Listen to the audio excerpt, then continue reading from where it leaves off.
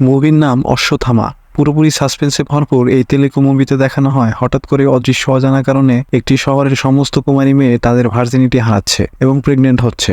কিভাবে হচ্ছে তারাও জানে না। মুভির শুরুতে একটি লোক জেলেদের দিয়ে একটি মেয়েকে কিডন্যাপ করার জন্য ভাড়া করে, পরের দিন ওই মেয়েকে কিডন্যাপ করা হয়। এদিকে গনার পরিবারকে দেখানো হয় যেখানে গনা তার বোনের বিয়ের জন্য বিদেশ থেকে আসে। অনুষ্ঠান শেষে গনা তার বোনকে একটি ঘড়ি গিফট করে। এরপর মাঝরাতে ঘুম থেকে উঠে গনা তার বোন প্রিয়ার রুমের কাছে এসে দেখতে পায় যে প্রিয়া গলায় ফাঁস নিচ্ছে। এটা দেখে সে স্তম্ভিত হয়ে প্রিয়াকে সব খুলে বলতে বলে। প্রিয়া তখন বলে সে প্রেগনেন্ট, কিন্তু কিভাবে হয়েছে সে কিছুই জানে না, তার মনে নেই। গনা তার বোনকে অনেক ভালোবাসত, তাই প্রিয়াকে সামলে দিয়ে প্রিয়ার হবু জামাইয়ের কাছে কথাটা বললে প্রিয়ার হাজবেন্ডও প্রিয়াকে বিশ্বাস করে, কেননা প্রিয়া ভালো মেয়ে। এরপর হাসপাতালে প্রিয়ার অ্যাবর্শন করানো হয়। পরের দিন প্রিয়ার বিয়ে হয়ে যায়। এদিকে গনার মাথায় ওই চিন্তাই ঘটছিল যে কে প্রিয়ার সাথে এটা করেছিল এবং কিভাবে করলো। সে অনেক খুঁজেও কাউকে ধরতে পারে না, তাই ফ্রাস্ট্রেশনে নিজের হাত কেটে ফেলে হাসপাতালে যায় ব্যান্ডেজ করতে। সেখান থেকে বের হতে নিলে ওখানে একটি মেয়ে ছাদ থেকে লাফ দিয়ে সুইসাইড করে। তার হাতের চিঠিতে গনা জানতে পারে মেয়েটির অবস্থাও তার বোন প্রিয়ার মতো অজানা কারণে প্রেগনেন্ট হয়ে পড়েছে। এই লজ্জা থেকে বাঁচতে সে লাফ দিয়েছে। এরপর গনা তার গাড়ির ইন্স্যুরেন্সের জন্য থানায় গেলে সেখানে এক বাবা মা তাদের মেয়ের মিসিং কমপ্লেন লেখাতে আসলেও সেখানকার ওসি পাত্তা দেয় না। গনা রেগে গিয়ে জিজ্ঞেস করলে ওসি বলে এরকম শত শত কেস এসেছে গত কয়েক মাসে। তাদের মেয়েরা সকালে মিসিং হয় তো বিকালের বাসায় ফেরত যায়। এটা শুনে গনার সন্দেহ হয়। সেখান থেকে কিছু মেয়ের তথ্য ফটো তুলে নেয় সে। গনা বাইরে গিয়ে দেখে সেই বাবা মা গাড়ি খুঁজছে, কারণ তার মেয়েকে একটি হাসপাতালে পাওয়া গেছে। গনা তাদের সাথে হাসপাতালে যায়। ডাক্তার বলল তাদের মেয়ে অজ্ঞান হয়ে গেছিল। এরপর গনা তার ছবি তুলে আনাগুলোর মধ্যে একটি মেয়েকে কল করে, জানতে পারে যে সে একদিন বাস স্টপে জ্ঞান হারিয়ে ফেলেছিল এবং পরে দেখে সে হসপিটালে ভর্তি।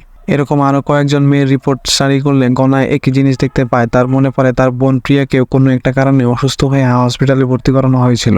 এরপর গনার গার্লফ্রেন্ড নিহা আর শ্রেয়া শপিং কমপ্লেক্সে গেলে সেখানে শ্রেয়া অজ্ঞান হয়ে যায়। একটি অ্যাম্বুলেন্স এসে তাকে তুলে নিয়ে যায়। গনা এসব শুনে সেই অ্যাম্বুলেন্সকে ট্র্যাক করে এবং অ্যাম্বুলেন্সের কাছে গিয়ে সেই জেলেগুলোকে দেখতে পায় যারা মেয়েদেরকে কিডন্যাপ করে। এরপর গনা জেলেদের থেকে জানতে পারে যে এগুলো তারা বড় একজনের অর্ডারে করে।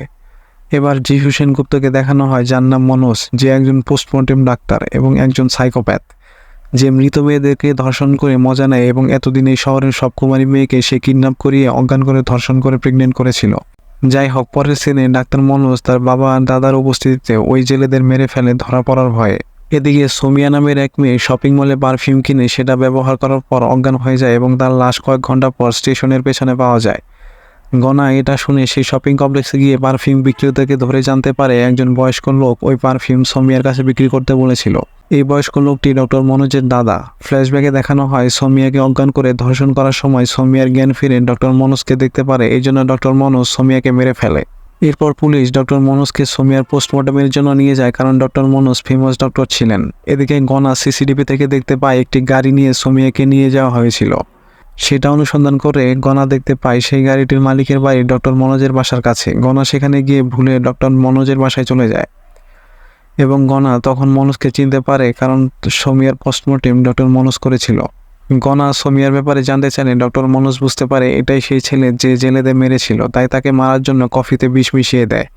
এদিকে গনা তার গার্লফ্রেন্ডের ফোন পেয়ে মনোজের দাদুকে ফলো করে। তখন মনোজের দাদু মনোজকে বলে আমাকে কেউ ফলো করছে। এটা শোনার পর মনোজ তার দাদুকে মেরে ফেলে।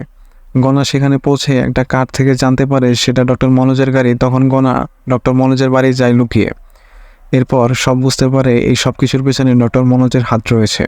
বাড়ির বেসমেন্টে গনা বেশ কিছু বডি দেখতে পায়, তার মধ্যে একটা বডি ডক্টর মনোজের বাবার। সেখান থেকে কাহিনী ফ্ল্যাশব্যাকে দেখানো হয়, যেখানে মনোজ তাদের বাড়ির এক কাজের মেয়েকে ধর্ষণ করলে মেয়েটির মা মনোজের বাবার কাছে নালিশ দেয়। ফলে মনোজের বাবা মনোজকে মারধর করে এবং মনোজ রেগে গিয়ে তার বাবা এবং ওই মেয়েকে মেরে ফেলে। এরপর ঘটনা বর্তমানে আসে। দেখা যায় মনোজের বাবা একটা ইমাজিনেশন, কারণ তার বাবাকে সে মেরে ফেলেছে অনেক আগেই।